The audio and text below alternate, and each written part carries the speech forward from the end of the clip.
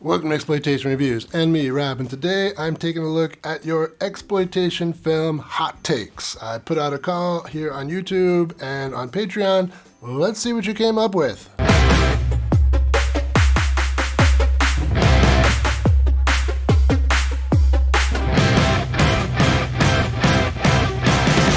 Okay, let's start with Patreon. Jess Franco's best work was his weird erotic stuff like Succubus, She Killed an Ecstasy, Vampires Lesbos, blah blah blah.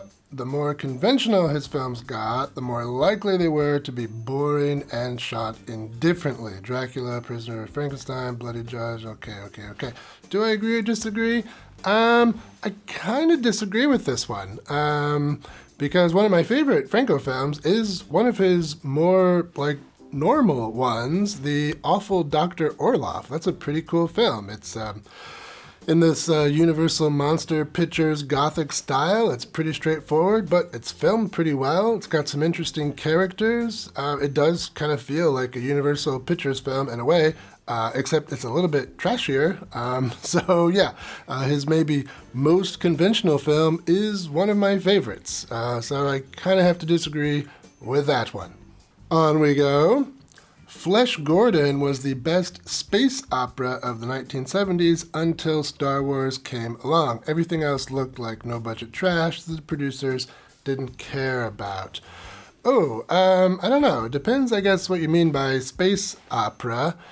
But there were some science fiction films in the 70s before Star Wars that I do like more than Flesh Gordon. One, which might actually count as a space opera, is the French film Fantastic Planet. That one does not look cheap at all. It's an animated film, so maybe it doesn't count. But lots of creativity went into that thing. I'm a big fan, like it a lot. And aside from that, I'm also a really big fan of Planet of the Apes.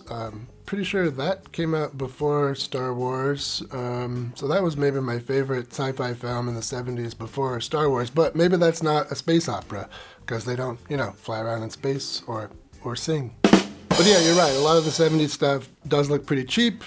Maybe this was intentional, kind of aping, no pun intended, the sort of cheap aesthetic of the Star Trek series. I don't know. Could be.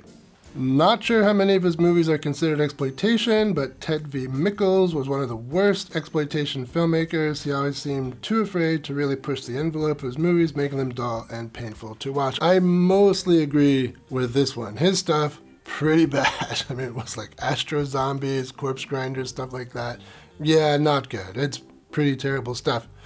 Although, credit where credit is due. One of his films, which maybe would even count as a roughie, probably would count as a roughie, was one of the first roughies I saw, and I liked it, and it kind of inspired me to kind of dig deeper into these independent sexed up films of the 1960s. That one was called One Shocking Moment, and I did like it. It was kind of like a melodrama, a little bit trashy, a little bit of skin.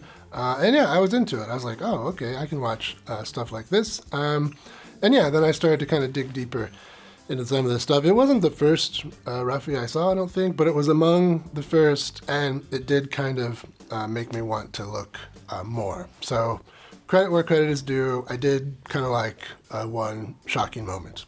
Some of Radley Metzger's hardcore films were just as good, if not better, than his exploitation films. Yeah, I'd probably agree with this, although off the top of my head, I can't think of any of the hardcore ones. Although, I think there was a hardcore edit of Score, which I liked, but maybe it wasn't super hard. I don't really remember. So I'll go neutral on this one. I'm not ultra familiar with his hardcore stuff. I think we're onto YouTube now. Faster Pussycat is the Citizen Kane of trash cinema. I don't know if that's really a hot take. I think a lot of people have this view. John Waters has said something similar. I think I maybe said something similar when I reviewed it. Yeah, a lot of exploitation fans hold Faster Pussycat, Kill Kill up to a pretty high level. I don't know if that's a hot take. I agree, Faster Pussycat Kill Kill is really cool. I love the way the girls talk and move and look, and it's got awesome style. Yeah, it's great. I wouldn't say sexploitation died with the birth of hardcore porn. It merely merged with other genres. For example, comedy, horror, action, think Andy Sedaris or Jim Wynorski movies. Yeah, I mean, that's true, in a sense. I mean, kind of what happened was kind of like the reason people like David F. Friedman say that it died is the kind of spaces that exploitation films were operating in got replaced with like hardcore. So, you know, the kind of theaters that these things played in started showing hardcore, and then the sexploiteers were basically out of work. Kind of that's what they mean when they say that hardcore had killed that stuff, because the sexploitation films of like the 60s, they were like the porn of their day. So when real porn came, then nobody wanted to watch them anymore. That's kind of what happened. But new markets opened up that were not cool with porn, but were cool with like rated R stuff. And yeah, sexploiteers filled in those spaces. So, you know, the VHS market, R-rated films at, you know, like the shopping mall theaters. Yeah, I mean, that's what happened. I mean, so sexploitation didn't go away. It did kind of like die in certain markets, but then moved into other markets. And like you said, did kind of get tied up in some other genres. The Andy Sedaris stuff, action, Jim Wynorski stuff, sometimes horror, adventure. Yeah, we know the stuff. So yeah, I agree. Although in the original markets they were in, that went away. People turned their noses up at exploitation films, but prestige films or serious dramas with a notable scene or scenes of nudity or sex often get a pass because their graphic depictions tend to be dark and depressing and allegedly not meant to titillate. Yeah, that's with you so far. That's what happens normally. But I don't think this is true. Oh, okay. I think something like the Halle Berry film Monsters Ball, for example, for which she won an Oscar, is an exploitation film in prestige film drag. I like that turn of phrase. That's pretty good. The fact that an unrated version of that movie exists gives away the game. The entire movie was sold on watching Halle Berry, one of the hottest women in Hollywood. Yes. Yeah, yeah, I mostly agree with that. I mean, a big part of exploitation is advertising, and you're right. I mean, Monsters Ball was kind of advertised as, you know, see Halle Berry naked. There's another film kind of around that time, too, where she was topless. It was like a John Travolta thing, like Swordfish or something. Yeah, so, yeah, they were kind of exploiting that to get people into seats. Agreed, that happened. People who claim to love bad movies because of the mainstream reception of The Room and Troll 2. Meanwhile, they wouldn't last 10 minutes in a Scott Shaw or Jess Franco movie, an unwillingness to watch deeper stuff. Well, I'm gonna disagree a little bit that Jess Franco stuff is deep. There's nothing deep about what that guy did. I mean, the deepest thing in his movies was Lena Romay's. Maybe that's too harsh. I mean, I know people... Jess Franco's got his fans, and people hold him up. Some people hold him up to a pretty high standard. I'm not one of those people. I think he made trash. I like trash, so I like a lot of his stuff, but it's not high art. Although I will say that I hate The Room, and I hate Troll 2, and I hate bad movies. I don't watch movies with the intention of making fun of them, or I don't really get enjoyment out of making fun of terribly inept films. That's not what I'm about. So yeah, you'll never see The Room on this channel, or Troll 2 on this channel, or, you know, Things, or whatever. It's not going to be here. I don't like that stuff. The comment also kind of a hot take. Let's see. I feel like The Room and Troll 2 are just first steps in a path from more conventional movies to the good, weird stuff. That could be true. I think Plan 9 from Outer Space would fit in there too, as like a gateway drug to trash cinema. To that end, Sharknado is a baggie full of parsley. Okay. When you are starting from a baseline of kids' movies and action blockbusters, Troll 2 is mind-bendingly bad. Yeah, it is mind-bendingly bad. It's a terrible movie. You gotta corrupt them slowly. go too hard too fast, and they'll run crying back to VeggieTales. Maybe, that could be. I'm gonna give that one a thumbs up. All attempts in the past or today to make an artistically good porno film that can be accepted and appreciated by the mainstream are futile endeavors that will never fully work. Oh, that's a pretty bold claim. We don't know what the future holds. There was a time, in America at least, where porn did go mainstream. The porno chic era of the 70s. And yeah, I don't see that happening anytime soon, again, but it could. Who knows? I think the movie Possession is slightly overrated. It's good, just not great. Haven't seen it, couldn't tell you. Gas Pump Girls is greater than American Graffiti. I haven't seen American Graffiti, couldn't tell you. Although I have seen Gas Pump Girls, of course, it's okay. The best sexploitation movies are the ones that revolve around the girls having fun. I love it when the girls are having their hot girl summer and the boys are just like, golly, or good heavens, she stole my car. Yeah, I like those movies too. Some of my favorite sexploitation films are the ones that follow the girls around instead of following the boys around. Like The Cheerleaders, for example. Adherence to the dogma of political correctness, what stupid people call wokeism, is creative poison to art. Maybe. Depends what we mean by these things. And yes, if Andy Warhol can make Blue Movie while also being lauded for painting soup cans, then it's not a stretch to call erotic cinema art. Okay, I think we can separate his movies from his paintings, but okay. No self-respecting liberal should abide censorship. That's true. Films, music, paintings, and literature should not be judged against societal norms of today. Absolutely.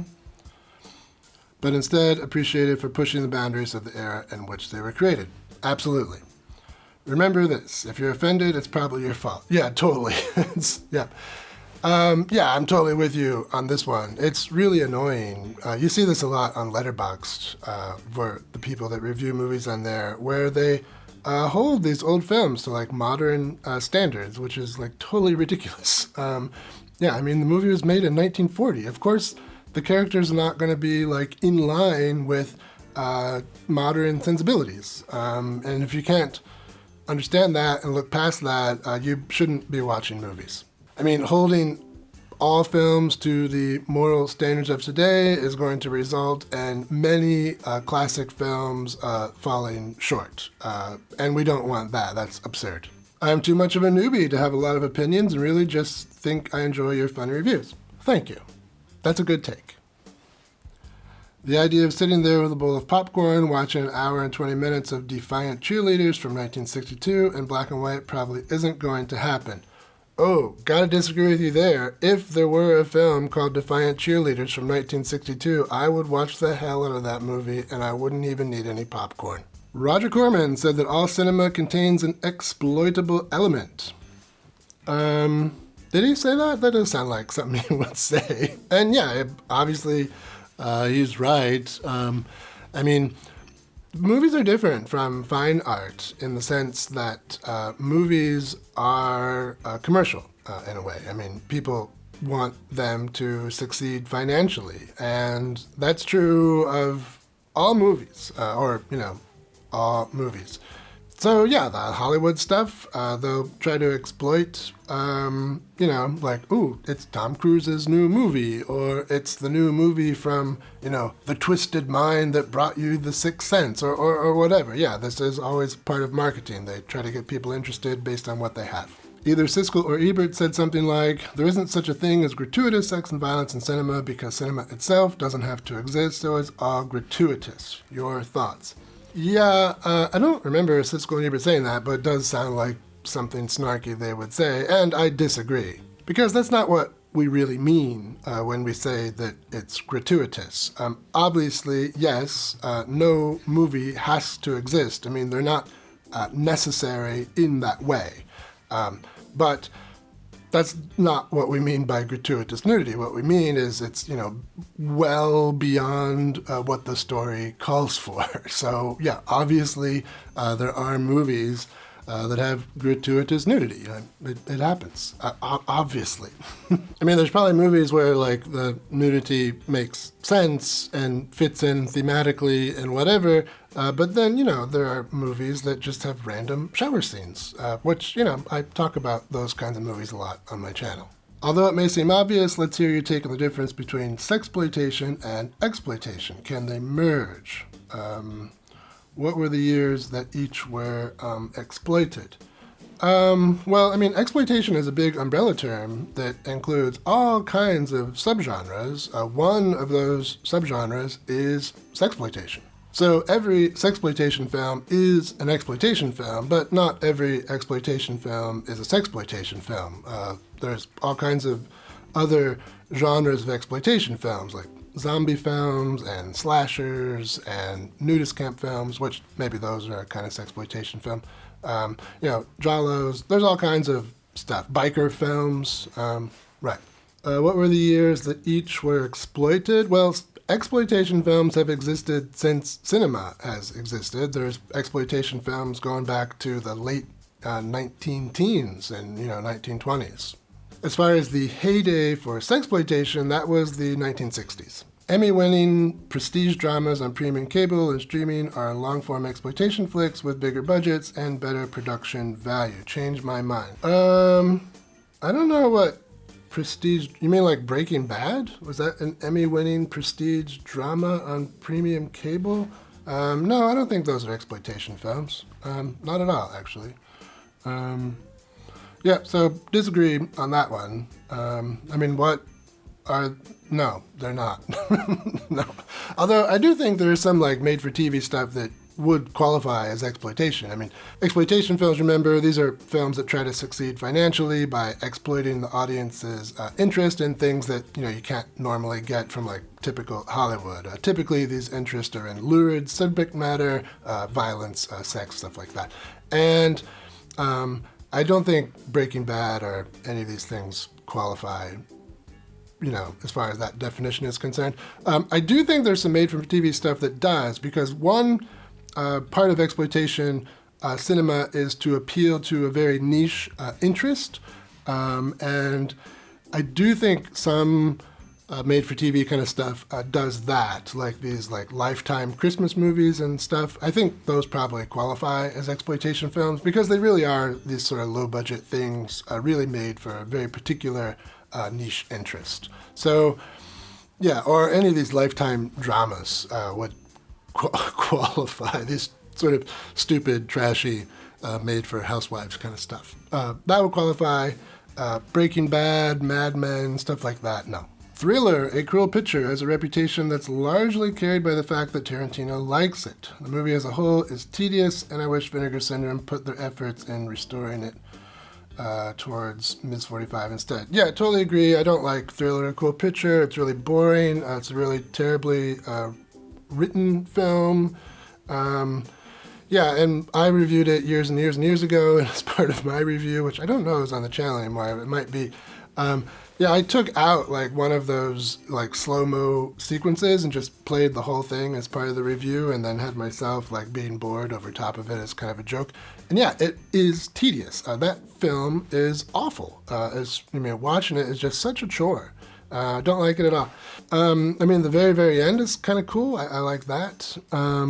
But yeah, and it's just so stupid the way it's put together too. She spends all this time like training, like how to use a sniper rifle, how to fight, like how to use a pistol, whatever. And then what does she do? She uses a shotgun. You don't need any weapons training to use a shotgun.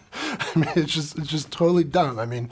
They should have had her like, setting up to assassinate people or whatever, or using some of those skills that she had been learning throughout the film, but they don't.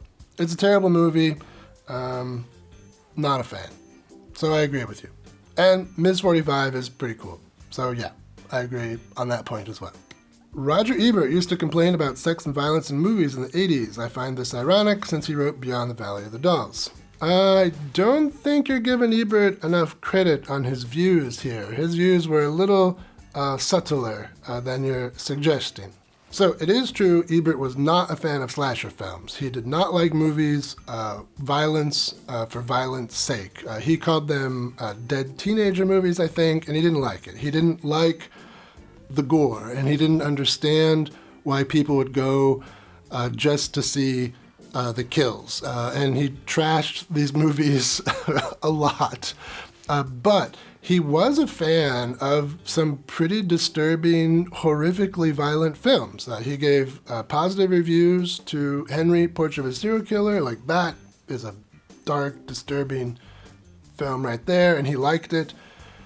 Pretty sure he also liked Last House on the Left, which, again, pretty dark, pretty violent, pretty hard film to watch. So he didn't mind the violence. He just thought it should serve further purpose, a story purpose. He did not think that the Friday the 13th movies did, so he didn't like them. But he did like stuff like Henry, Portrait of a Serial Killer. And on the sex side, he liked teen sex comedies just fine. He gave positive review to Revenge of the Nerds, for example, and he criticized Fast Times at Ridgemont High for being too serious, and said in his review of that movie that they should have just let the teens have consequence-free sex, and it would have been like a funnier, more enjoyable film if it had done that, instead of getting sort of all serious. So, yeah, disagree with that take there. I think Ebert is often criticized by horror fans, slasher fans in particular, because he said lots of nasty things about some of our favorite movies, like Friday the 13th, Part 4, for example. Yeah, he just didn't appreciate gore gags. He wanted the violence to serve the story, and in some movies, like Henry, it does. In other movies, like Friday the 13th, it doesn't. So that was his view. Yeah, so, which, we can agree or disagree with him. I disagree with him on that, of course. I mean, I love the gore gags, so, even though I like Ebert. Yeah, so disagree with you on that one. I don't think that was Ebert's view. And I don't think his views are inconsistent. Okay, there was your hot takes. Thank you for sending them to me. Hope this was fun. I'll see you on Monday.